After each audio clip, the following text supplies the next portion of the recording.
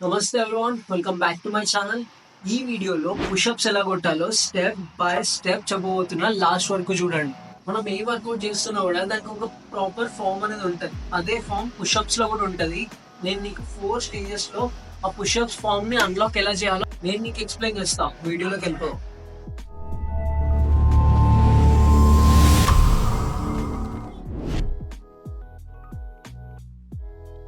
Step number 1, నేను వీడియోలో ఏదైతే పొజిషన్ చూపిస్తున్నానో అదే పొజిషన్ తీసుకోవడానికి ట్రై చేయండి. మళ్ళీ ఒకసారి స్లో మోషన్లో చూపిస్తా.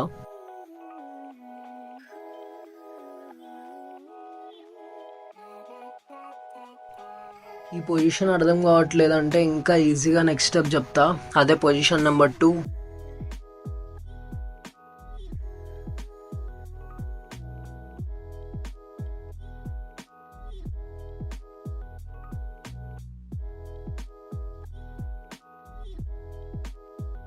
స్టెప్ నెంబర్ 2, మొత్తం కింద పడుకొని నేను వీడియోలో ఎలా అయితే డిస్టెన్స్ చూపిస్తున్నానో అదే డిస్టెన్స్లో స్లోగా చెస్ట్ లెవెల్ వరకు మీ హ్యాండ్స్ని కిందికి డ్రాగ్ చేయండి పుషప్ పొజిషన్ వచ్చేలాగా.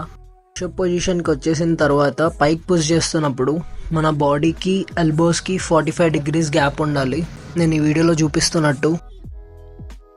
స్టెప్ నెంబర్ 3, లెగ్స్ రెండు స్ట్రైక్ పెట్టండి. షోల్డర్స్ ఇలా బెండ్ పెట్టకుండా స్ట్రైక్ పెట్టండి. కొంచెం ఫార్వర్డ్, ఎల్బోస్ లోపలికి టర్న్ చేసి 45 degrees లో మెల్లగా కిందికి వెళ్ళండి. నీస్ కింద పెట్టేసి ఎల్బోస్ పైకి పుష్ చేయండి. ఇలా చేయాలి. Step number 3. 1 2 3. ఫైనల్ గా స్టెప్ నెంబర్ 4. ఇందాక మనం నీస్ యూజ్ చేసి పుషప్ వర్కౌట్ చేసినాం. ఇప్పుడు నీస్ యూజ్ చేయకుండా పుషప్ వర్కౌట్ చేయాలి. అదే స్టెప్ నెంబర్ 4. ఈ వీడియోకి ఎండింగ్ లో మైండ్ కి మజిల్ కి ఎలా కనెక్షన్ ఇవ్వాలో కూడా ఒక టిప్ ఎక్స్ప్లెయిన్ చేస్తాం. షోల్డర్స్ అప్, బాడీ కొంచెం ఫార్వర్డ్, ఎల్బోస్ 45 degrees, స్లోగా కిందకి పైకి పుష్ చేయాలి. 1 2 3 స్లోగా కిందకి పైకి పుష్ చేయాలి. స్లోగా కిందకి పైకి పుష్ చేయాలి.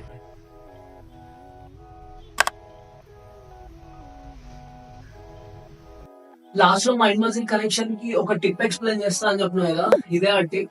Push up workout or chest workout చేస్తున్న ఒక 2 minutes ముందు నీ చెస్ట్ ని నువ్వు మిర్రర్ లో ఒక 2 minutes చూసుకో.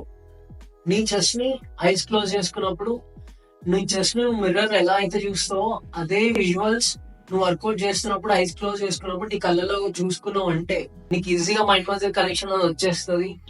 మీకు పుషప్స్ ఎలా చేయాలో ఒక ఐడియా వచ్చింది అనుకుంటున్నా. ఒకవేళ ఐడియా రాకపోతే మీరు ప్రాక్టీస్ చేయండి. ప్రాక్టీస్ చేసినప్పుడు ఒక్కొక్క స్టెప్ మీకే అర్థమవుతుంది నేను ఎందుకు చెప్తున్నా అనేది. ఈ వీడియో చూస్తే గాయస్, బాయ్.